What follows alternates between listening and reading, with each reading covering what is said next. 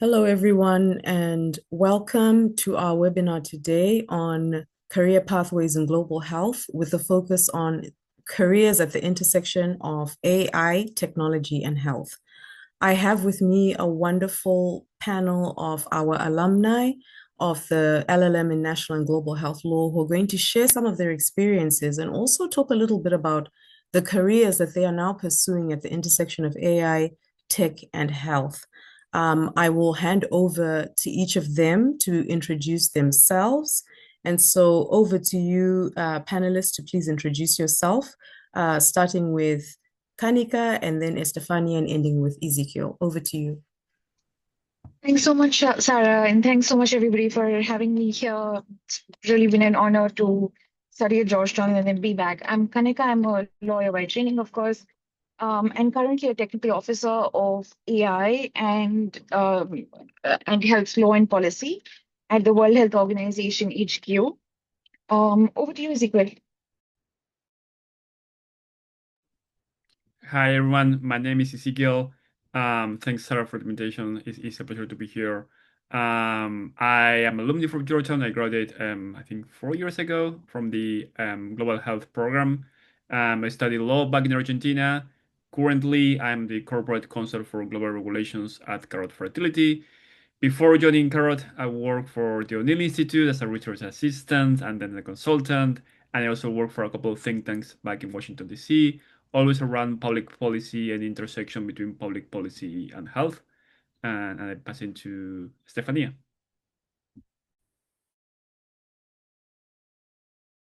Thank you, Ezequiel. Hello, everyone. My name is Estefania Palomino, and I graduated the program about 10 years ago, or over 10 years ago. I can't believe it's been that long. And I currently handle philanthropic partnerships for the United Nations Global Compact, which is the United Nations agency in charge of creating a more sustainable private sector. I'm working with companies of all sizes to achieve the SDGs.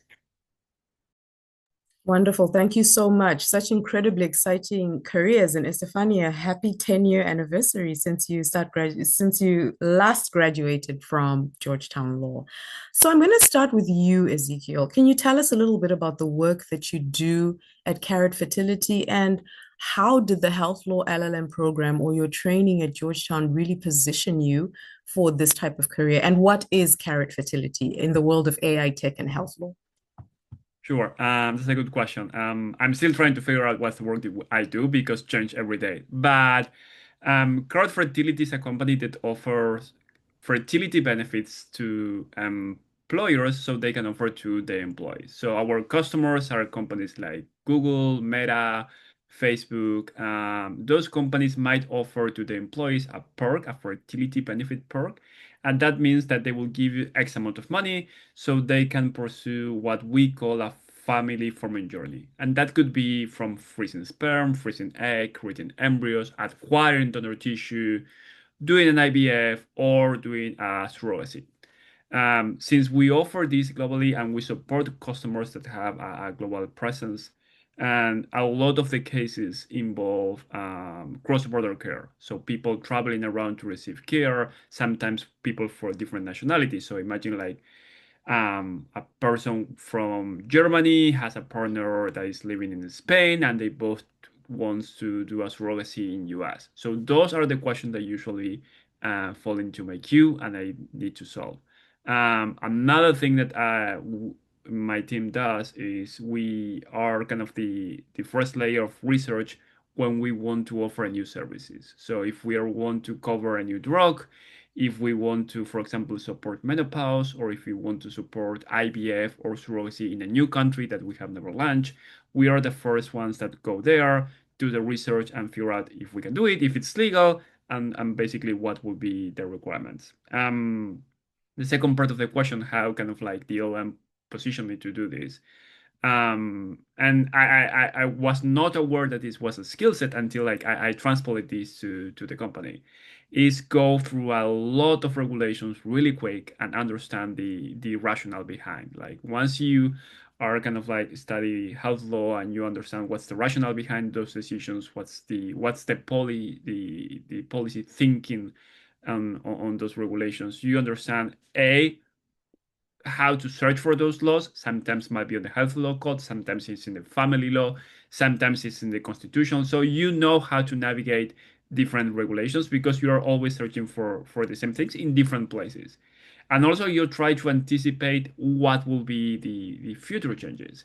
If you know that you have a government for far right or far left, how this can impact the health regulations back in the next 2, 3, or 4 years, so you can be sure like you're kind of like playing ahead the game and you don't have to like go then and solve an issue in less than 24 hours. Wonderful. And, over to you, Kanika. It's often been said that the development of AI and certain technology far outpaces the regulatory environment that Ezekiel is talking about. What is it about your role at the WHO that anticipates this and tries to account for this? Tell us a bit about your work. And again, also, how did the LLM position you for this role? Absolutely, Sarah. And that's a very important question. Quite spot on, exactly. At WHO, I am leading the work on regulations of AI in health, which is, of course, something that WHO also identified as a priority area, but also came as a request from member states who were trying to navigate their way through the regulatory environment and the challenges that the regulators were facing when exciting technologies in the healthcare space reached them, but they weren't able to identify how to really, allow it to be in the market.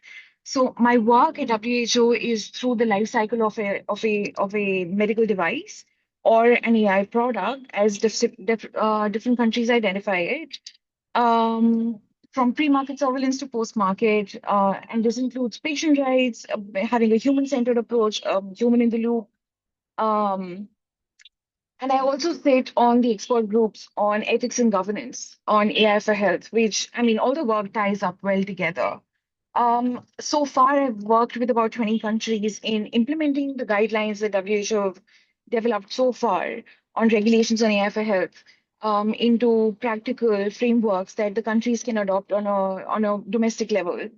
Um, Talking about how the LLM program contributed to where I stand today, I think the LLM program in global health is the core of my career at the moment. And I do want to apologize for having my camera off. It's in fact a part of the journey, right? I'm in a country right now that I can't declare, but they are currently working on developing a framework on AI in health, and I'm here to support them with this work. But due to flight delays, I'm en route. Coming back to the LLM program, um, it's given me, of course, the legal reasoning that I need to understand laws of not only the country where I trained in, but also the laws of the other countries. But it's also given me the literacy in the regulatory environment. So let me take a step back and tell you about my LLM journey, where I did a certificate in food and drug law. A part of the course was medical devices. I still remember Tuesday, 6:30 to 9:30. Those classes were the most exciting ones for me, where we learned about how different jurisdictions are really regulating medical devices. What is the risk-based classification? Not something that I learned on the job, fortunately, but was something that came with me. And aside of this, really the network that you can build. I don't want to risk and call it a network, but a community rather that you build at Georgetown, where your professors are more like your friends and it's very easy to reach out to them. In fact, I remember, so I graduated in the year 22, and I remember writing to both Ezekiel as well as Estefania at some point through the circle that Georgetown provided to us, making it easier for us to reach out to our alumni. Um, that's a long answer, I understand, but that's the work that I do, and I'm ever so grateful for my education at Georgetown. Over to you, Sarah. Wonderful. Here you are having an exciting time on the road in some mysterious country. It's very James Bond. Over to you, Estefania. I think a lot of what Kanika shared around helping countries navigate is only one side of the AI and tech and health innovation. You work with private companies. Can you talk a little bit about your work and how your own work with these companies who maybe are at the head of innovation is advancing, but also, again, how has the LLM helped you position for this career or succeed in this role? Of course, and and it's so wonderful to hear from Kanika and to hear from Ezequiel. You, I think their experiences really resonate with my experience. The LLM really gave me the legal and policy reasoning to really support some of the arguments that I have developed throughout my career. But more importantly, has given me a network and a community. So I totally resonate with those. Two fronts and two benefits that I think are so present in this LLM program.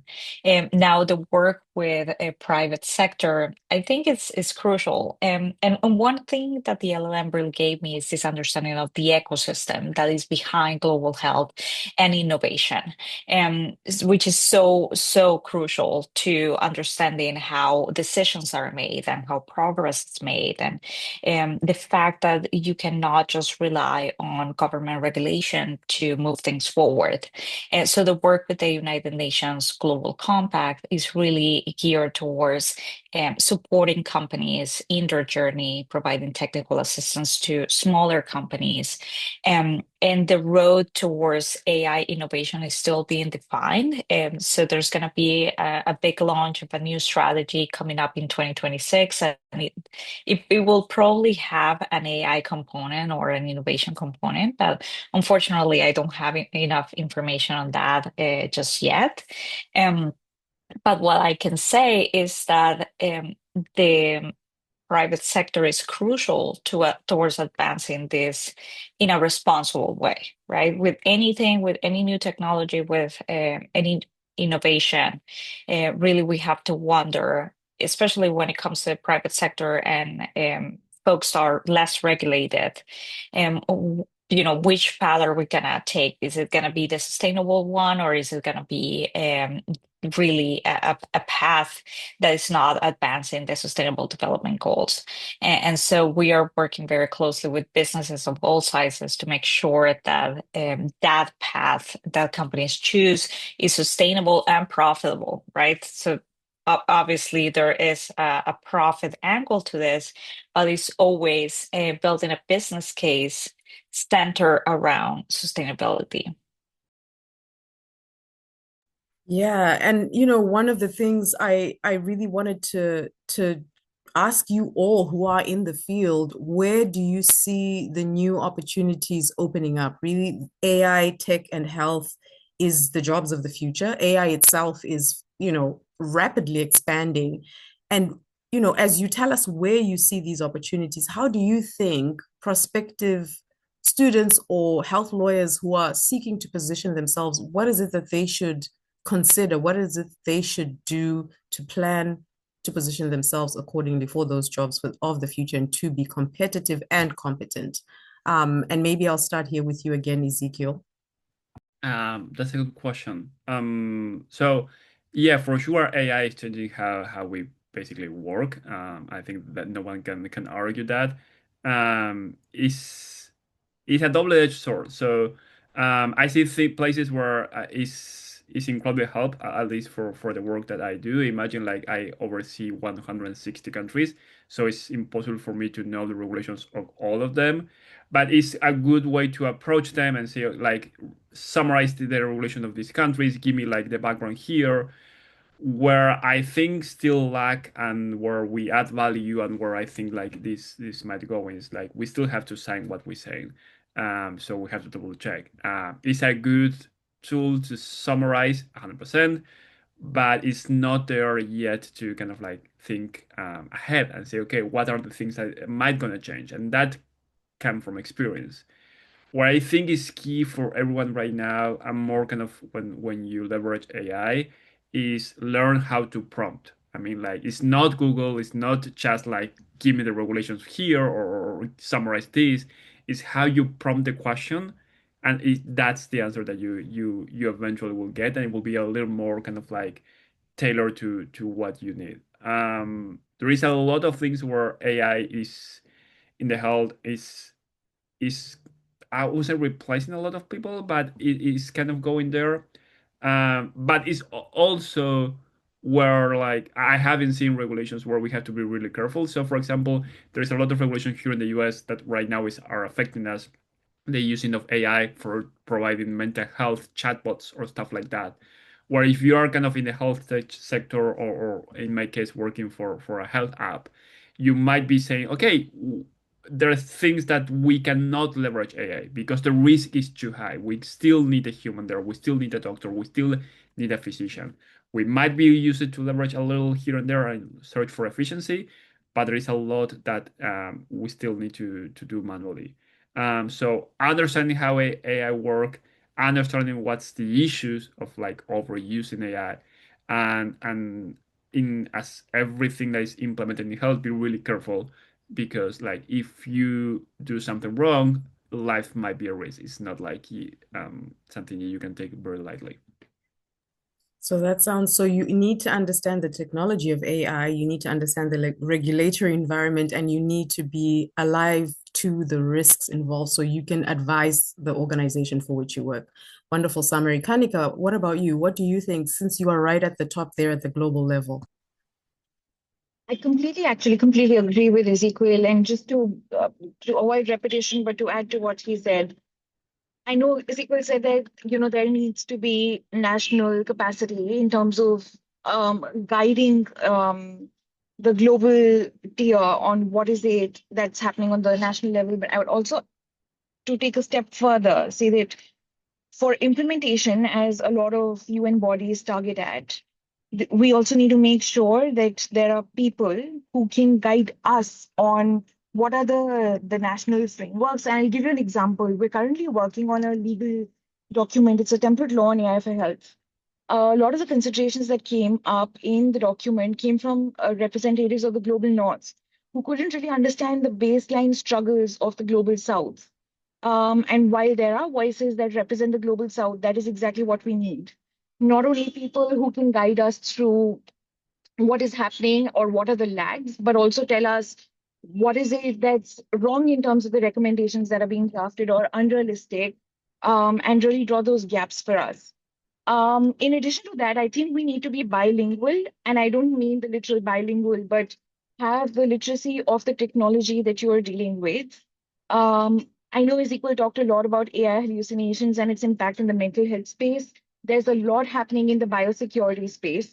There's a lot happening in the climate space.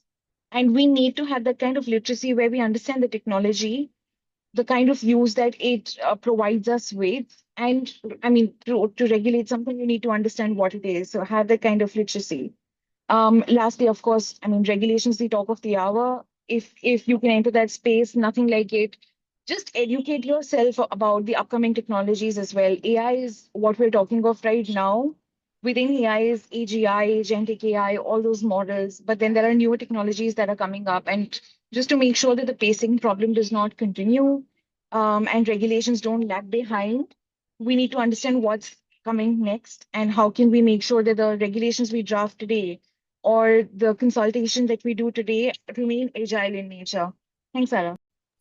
Thank you. So from the global level, there are some voices and some expertise that are missing from certain regions of the world. So for those of you who are from those regions of the world, studying and making sure that you are well versed in AI can contribute to global regulation, more global regulations. Estefania, what would you say to this question as well from your perspective? Yeah, I would say the dust hasn't settled yet, right? There's so much change, so many opportunities, so much going on, that even me, like, and obviously you'll probably all of you agree with this, like you never stop learning, right? In this field. So you always have to stay on top of things. And I think with AI, there's just so much. So I would just stay tuned into the conversations because they're constantly evolving. Attend as many webinars on the topic, read on the topic. There's certainly a lot that is out there that is completely free and available that is telling you, what folks are thinking about. Because even and I would say this is particularly relevant when you think about the private sector, which is less concerned about regulations and certainly more concerned on how do we get ahead, how do we use these technologies, and how do we, leverage these new powerful thinking systems into a way that is going to be, is going to help us expand the business. So from that perspective, being on top of the latest, and even from a technological standpoint, I know we're all lawyers here, so that can be a little bit challenging. But even trying to understand the language. I had a mentor tell me told me something very interesting the other day, which is, you need to, and the Kanika, you said it perfectly yourself as well, which is you need to learn the language. You need to learn what people are talking about, and maybe even the technical terms. I think that would set you apart in terms of competition and maybe other job seekers out there who don't fully understand these new technologies. So read and study, and understand that everyone out there is probably going through the same thing. Thank you. Kanika, you wanted to come in with one more word? Yes, just a final, completely agree with both my co-panelists here, but I just wanted to add to what we've discussed so far. I think one piece of advice from me will be question everything a little more than you would otherwise, because the new technologies are not only novel in nature, but they're also requiring us to be novel in our thought. Again, an example for that will be, I mean, we've all heard of the principal-agent relationship in torts. Now think of agentic AI in that entire equation and see how all of it changes. So just having that kind of a thought process is going to be so helpful. Yeah, just be inspired to question as you deal with cases or policies. Sarah, back to you. Great. Thank you so much. Always be open to learning and questioning, the key to success. Last question for all our panelists, and I'm going to start with you, Estefania. Someone is sitting on the fence. They're like, should I bother applying to Georgetown's Health Law LL.M program? What is your advice? And this is to all just in one sentence, what's your pitch for why they should apply? It's going to change your life and your career. It certainly did that for me. So please apply. I think there's so much learning, connections, ecosystem tapping that you're gonna do by just being part of this wonderful community. So I think the fact also that you can see different folks at different institutions with different types of roles gives you a sense of the amazing flexibility of this program. Like you can use it in so many ways. And so maybe you don't have a path that is fully defined yet, but certainly being part of the Georgetown LLM Global Health community is going to help you with that. Ezekiel, what are your thoughts? And then we'll end off with Kanika. It will easy your pathway and it will open a lot of doors. It's not to brag here, but after I got my LLM, I have never applied for a job. I mean, I have been always poached and someone always contact me, and the network for that was key. Like usually once you're in global health and more when you kind of like start like digging a little more expertise into one topic, there is a high chance that you are going to find someone from Georgetown. And I think like the network there is key for kind of like landing a new job, like moving around, like getting a recommendation. So if you're doubting, but you really want to have a career on global health, I think this is kind of the first credential that you need to show 100%. Great. Thank you. Kanika, to end us off. Thanks so much. It's really hard to think of something that's in addition to what Stefania and Ezequiel have said, but just to my piece of advice, it's a rigorous program and you can shape it the way you want for it to work out for you, which is the beauty of the program actually. It is going to open so many doors for you. And it I think the beauty and what stood out for me was the community that the program hands to you with experts from all across the world. So whenever I travel to a new country, I always have somebody from Georgetown and from the health law program, especially within the UN circle. So yeah, I mean, don't think twice. It's a great program and it gives you enough flexibility for you to shape it the way you want it to. Back to you. Great. Thank you all so much for your contributions. So it's community, it's the technical expertise, and it's the doors that it opens for you that this LLM program can bring. And so for the participants online, please put your questions in the chat if you have any questions, including if you want to direct any to our alumni.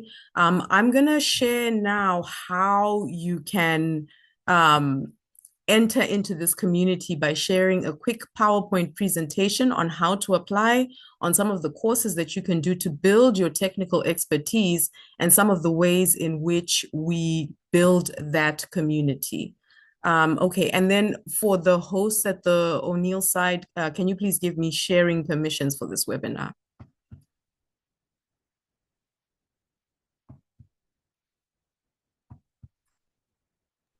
Sorry, 1 second.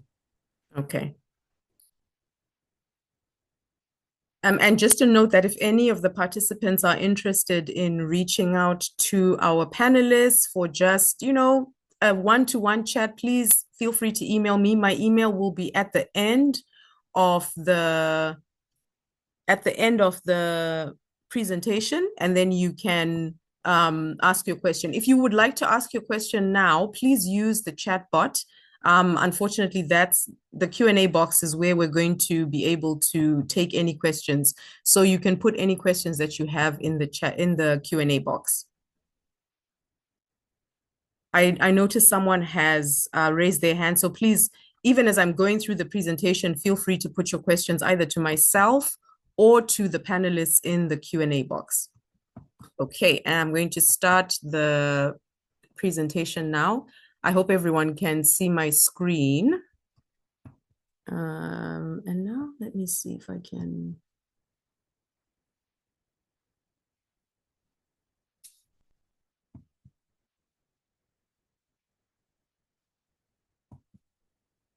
All right. Okay. So I'm just going to give you a quick overview of how you can apply to the program.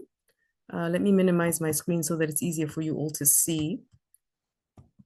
So just a quick background and the way in which we actually build community that you've been hearing our panelists talk about is through the O'Neill Institute, which is really the home for all LLM, Health Law LLM students. So the Institute itself was founded in 2007, focusing on increasing research and global health policy and helping to advance legal and policy reform. This particular institute also offers the opportunity for some students to be able to connect, to build a network, because we have over 30 experts and researchers that are working in different critical areas of health law. And I do want to make the point that it's not just global health law. The folks that you heard speak today, of course, they took the National and Global Health Law program, but it's also domestic health law. So there are experts, for example, the experts that work on infectious diseases are working on that at the US level. Those that are working on substance use disorders, again, are working on that at the national level. And then at the global level, we have areas such as healthy food environments, tobacco control, and NCDs, and of course, global health governance. One of the things that I think is unique about O'Neill as a part of the Georgetown law community is the fact that we are the only WHO collaborating center for national and global health law. And so we deliver technical support and assistance to the World Health Organization and the Pan-American Health Organization in their different work. And we also support capacity strengthening within the US.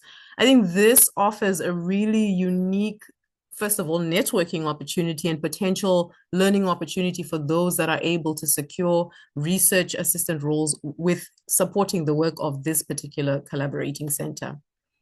Just a few quick facts about Georgetown University Law School.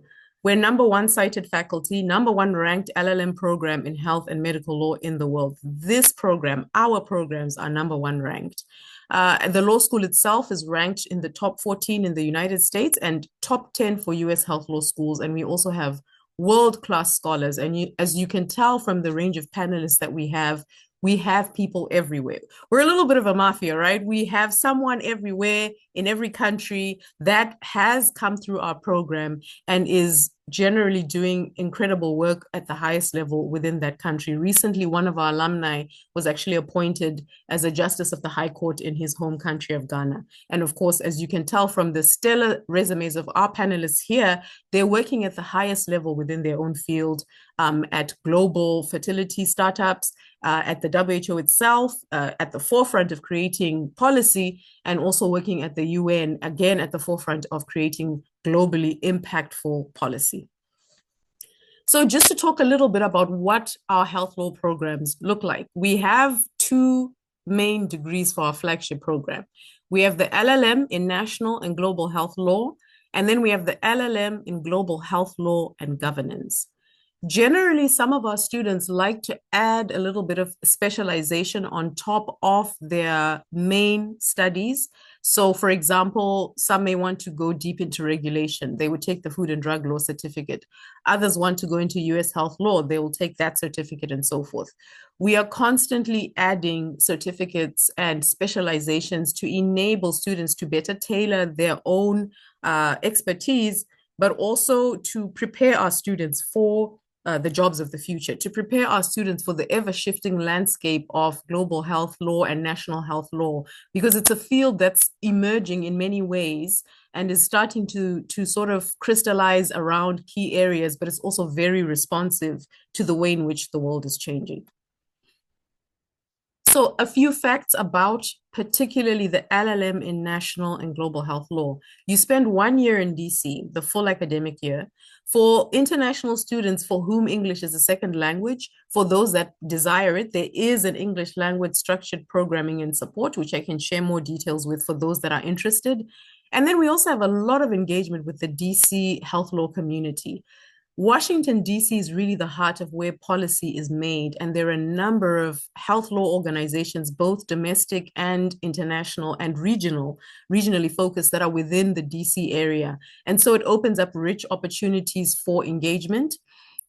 There's also opportunities for externships that I will talk a little bit more about in this presentation to help you understand how we're combining not only your technical knowledge, but also your practical experience to make sure you're work ready when you graduate from the program. And then for those that are interested in writing or sitting for the New York bar, there are ways in which you can include that within your main studies around national and global health law specialization. So to the externships, what are these? These are generally opportunities for students during the time of their studies, and particularly in the spring semester, to gain practical work experience that counts towards academic credit. In the past, our students have interned at the World Bank, Food and Drug Law Institute, International Monetary Fund, and the Global Health Advocacy Incubator. Why does it even matter to have this opportunity? As we said, you have the practical work experience. You are almost job ready immediately when you graduate because you've had this chance to do the work. It can also help you expand your network, even if you don't end up finding an opportunity in that institution.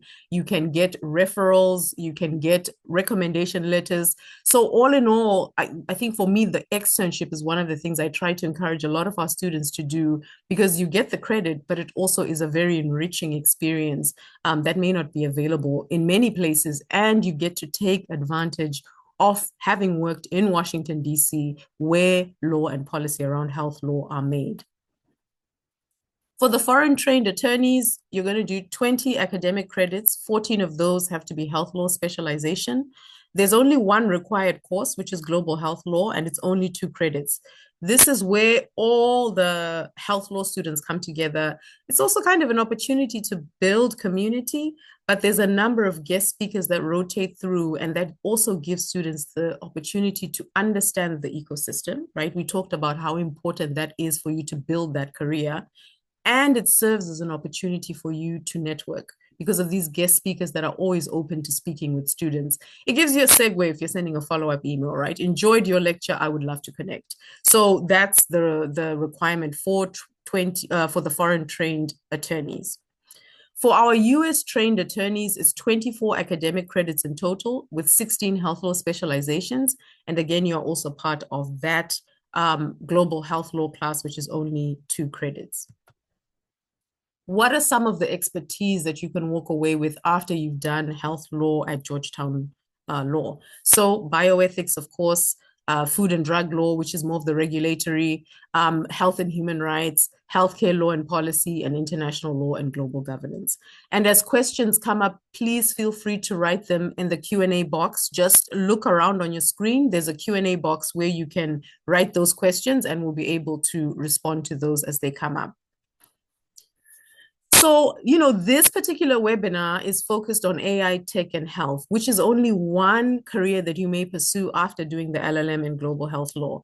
And on the screen, I have just a number of courses that you can take at Georgetown Law, where you can really mix and match to make sure that you tailor your career to what it is that you want to do. So assisted reproductive technologies is one that focuses on, for example, the work that Ezekiel does at Carrot Fertility. Biotechnology and the law, which looks at regulation and innovation. What are the ways in which the legal and the policy frameworks are trying to catch up with the innovation that is taking place? Health information technology and law, issues of data are really big in the area of AI, tech, and health. How do we manage that? What are the ethics around that? And then, of course, just to understand the technical language, you can take a course in artificial intelligence and the law, just pure AI and the law. And then, of course, there's courses, the one that I think was mentioned across the board, the law of regulation of drugs, devices, and biologics, which I think is foundational, really, if you're looking to build up a career in AI, tech, and health. For those of you that are interested in doing the New York Bar, again, this is more connected to those who want to do the LLM in National and Global Health Law. And I will advise that if you want to do the New York Bar, that is the LLM program you should choose. You can do the summer experience where you take some of the credits that you need before you start your course. And then, of course, when you start your LLM in National and Global Health Law, because you have some of those credits that you can choose for yourself outside of health law, you can then add more of the New York Bar courses. But really doing that summer experience, taking part in the summer experience, helps you to have a head start so that you, by the time you graduate, you have the number of courses you need to qualify. I'm going to talk now about our second program, which is the LLM in Global Health Law and Governance. This one is a one-year course of study with the Graduate Institute in Geneva. It's a partnership between Georgetown Law and the Graduate Institute in Geneva, one of the top universities there that focuses on diplomacy and governance.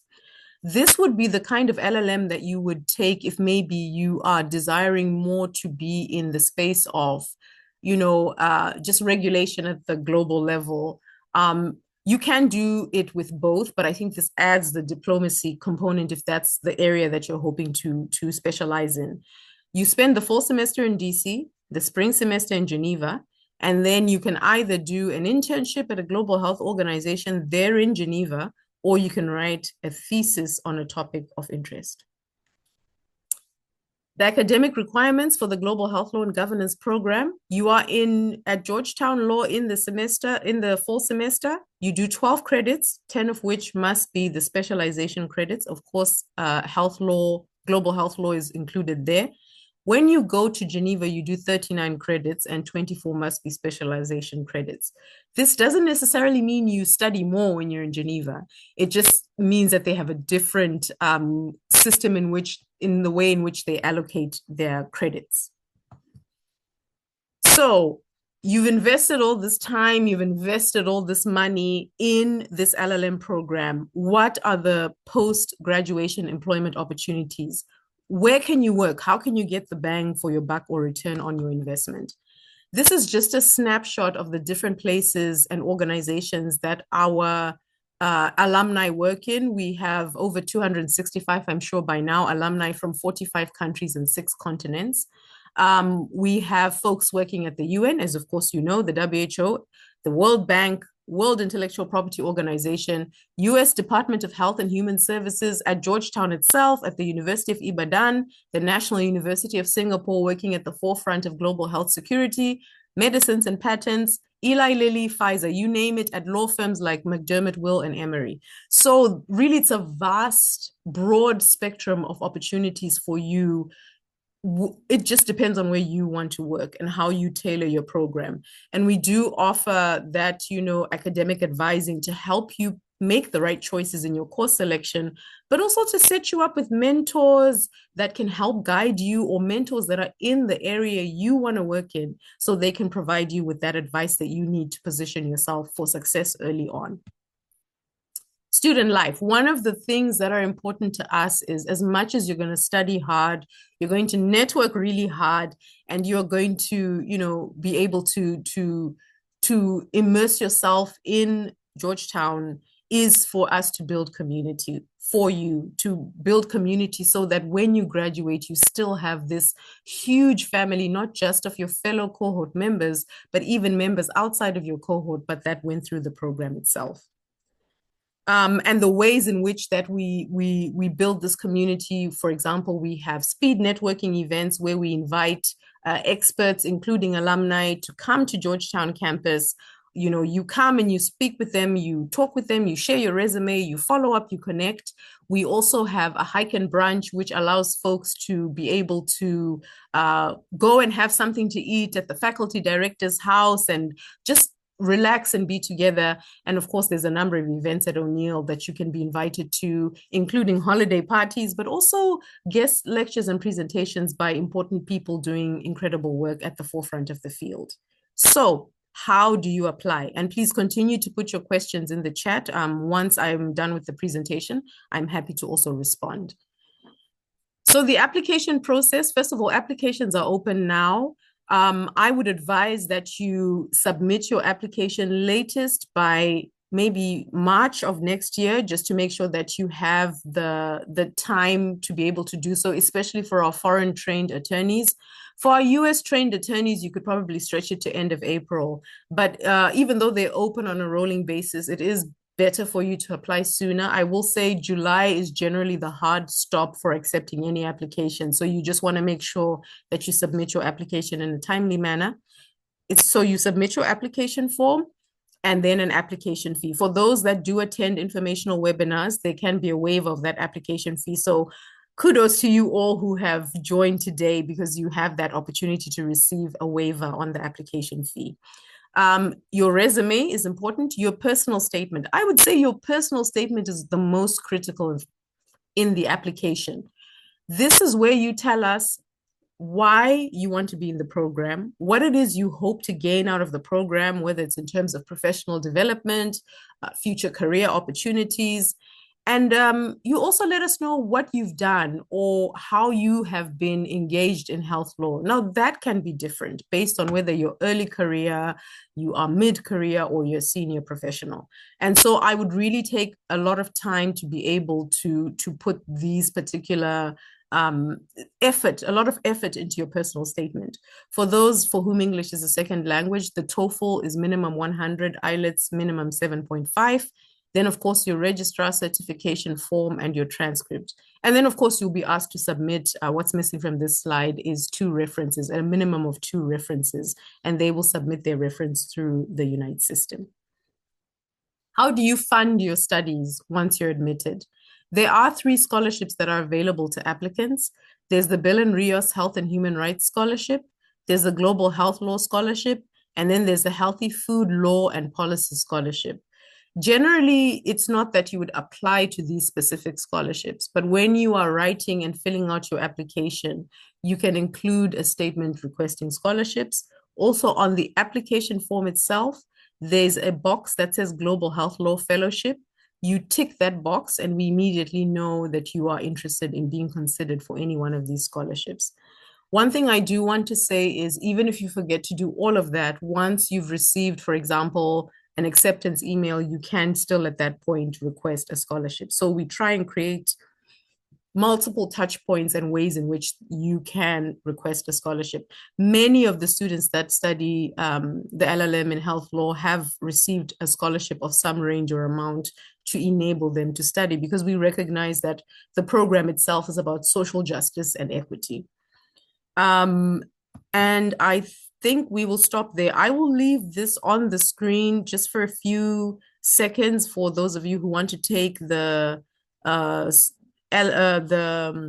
email address in case you want to reach out to me. And I will stop there and I'll turn to the Q&A box. Okay. So what direct benefits can someone who's a mid-career health law expert and currently working as a lecturer in a reputable university in the Global South get from applying to this program?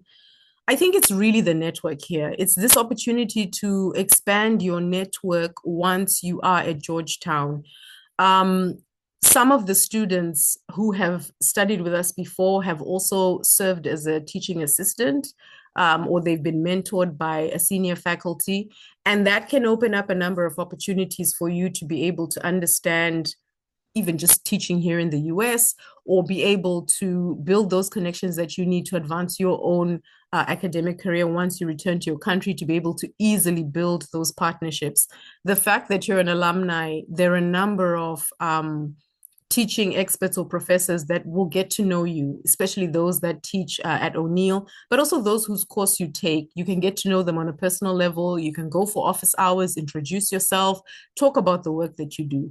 So for me, I think this is one of the biggest benefits if you are someone who's in academia and wanting to see what is it that could help with this particular program.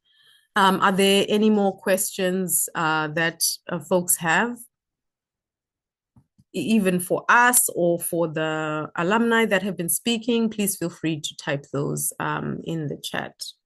We'll just give it a minute or two.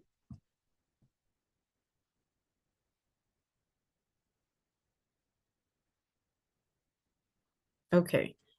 So maybe before we close off the webinar, just any last words from our alum, maybe, you know, what it is that you did for your particular application, in terms of what is it that you leveraged when you were applying, just as a tip to our webinar attendees.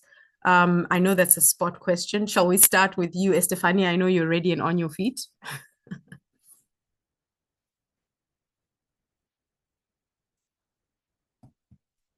Thank you, Sarah. And I actually have my baby here. So, so No I problem. would We're say, always happy. Yes. No, please go ahead. We're happy to see real life in motion. so let's see if he lets me answer this question because he has been crying a little bit. But I would say, in terms of application, just talk about what makes you unique and what makes you different, and really why you want to pursue this opportunity. Just be enthusiastic, be honest, and um, don't use AI. That wasn't available to me back then, but yeah, definitely just speak as to your own personal experience. Okay, so speak to your own personal experience. Kanika, welcome on video. What advice would you have in terms of making yourself a stand-up applicant? So much, Sarah, and yeah, glad to be able to be visible here. Um, I think that so of course what Estefania said, right? You have to be honest in your application, share why you're so encouraged to do a health law program and pick such a niche. But my experience also taught me that there has to be a connection between all the documents that you submit as you go, so that you're sort of drawing the dots for the reader. Your CV has to read to what you see in your SOP, your statement of purpose, and what your statement of purpose says has to be echoed through the letter of recommendations that you receive from your experts. And the other thing I would say is get letter of recommendations, at least from the Indian standpoint. We're often told that the letter of recommendations should come from classes where say you topped the class or you were in the top 1% or whatever, my experience to the contrary has been relevance. Take letter of recommendations from experts, from people you worked with in the area that is most relevant to your LLM program that you're applying to. Um, yeah, that's on the top of my mind right now. Wonderful. What about you, Ezekiel? What do you think would be your advice? How do you become a standout client?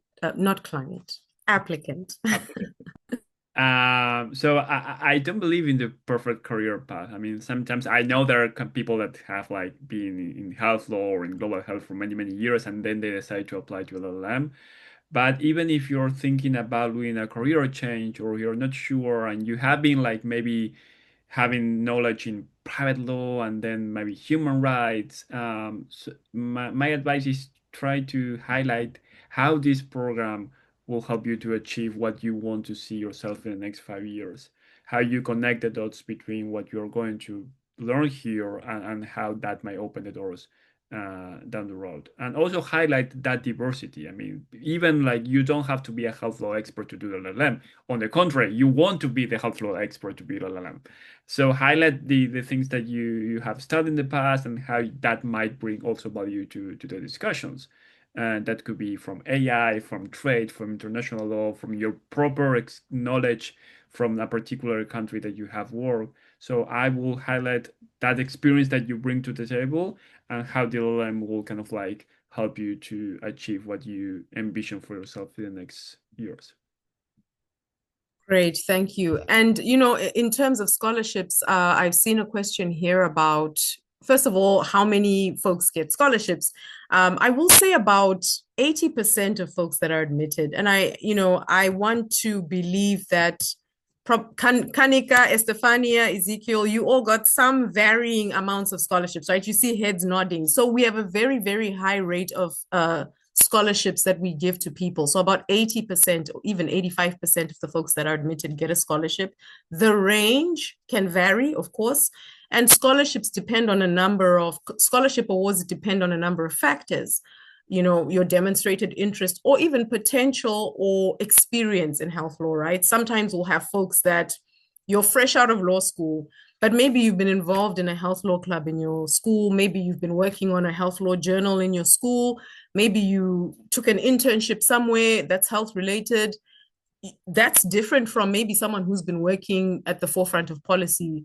So you get scholarships, but we don't weigh you on the same scale because we recognize that people are at different levels in their journey. So I think exactly what Kanika, Stefania, and Ezekiel have said. Talk about what it is that is your interest, right? Talk about what it is you want to do. Is it the next 5 years? Is it the next 3 years? Talk about how this will help you.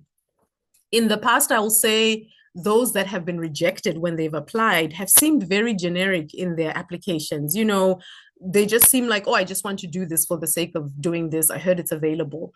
But if you are very intentional, you show the intention that this is a pathway you've chosen. During post-COVID, a lot of people had personal experience with COVID-19, whether with themselves or with their family members, and they highlighted that and recognized or highlighted that this was one of the reasons that made them pivot towards health law. So tell your story. Do not use AI. I want to emphasize again what Estefania said. Do not use AI. Really be authentic and real. Kanika, please come in. Thanks so much, Sarah. Just talking about scholarships, I mean, this is one topic that's been very close to my heart. I was myself a recipient of 95% tuition fee in scholarship. And coming from the global south, from a family that couldn't have afforded a program that then costed 69,050. That is how clearly I remember the amount.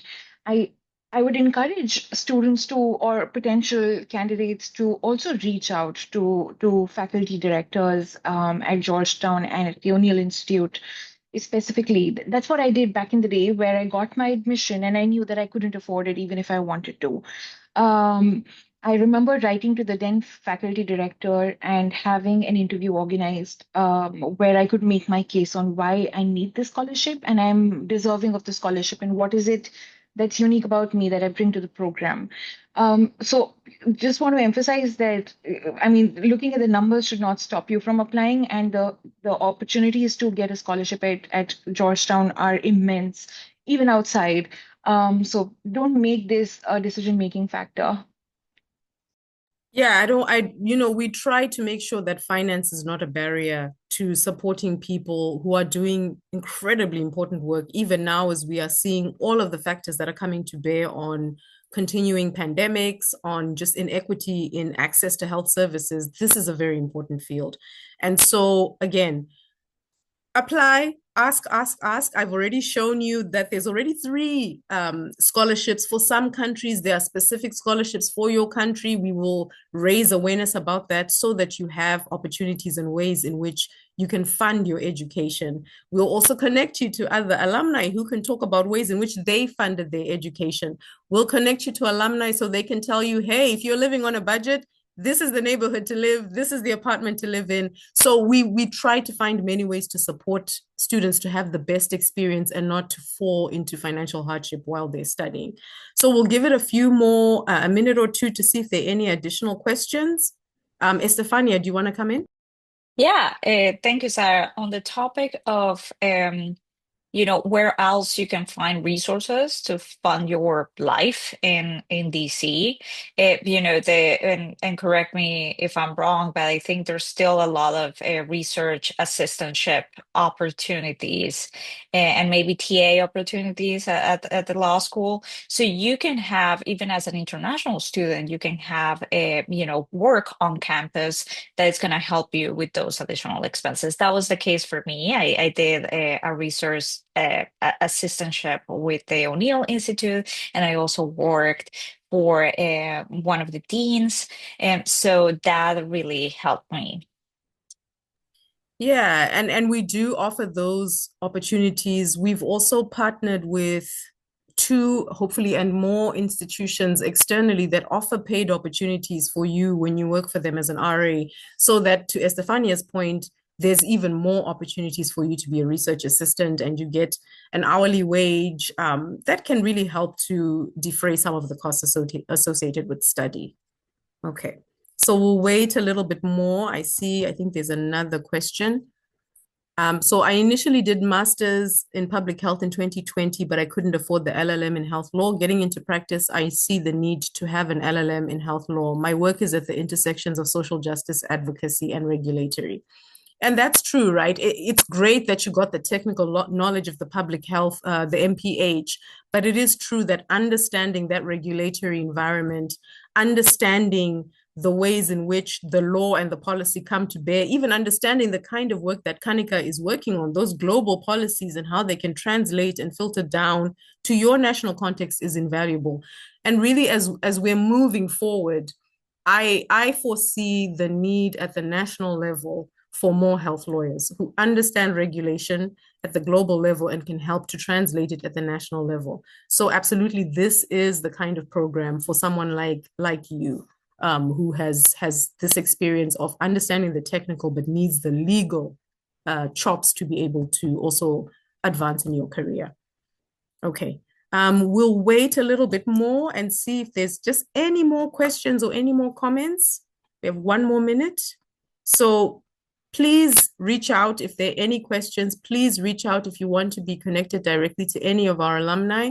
I want to say thank you again to our amazing alumni, Ezekiel, Kanika, and Estefania, and also to Estefania's son for giving her the time to be able to come on. These are amazing, just a few of our amazing alumni, and you can be part of this incredible community if you attend the LLM in Health Law at Georgetown. So thank you everyone for attending, and we'll see you all.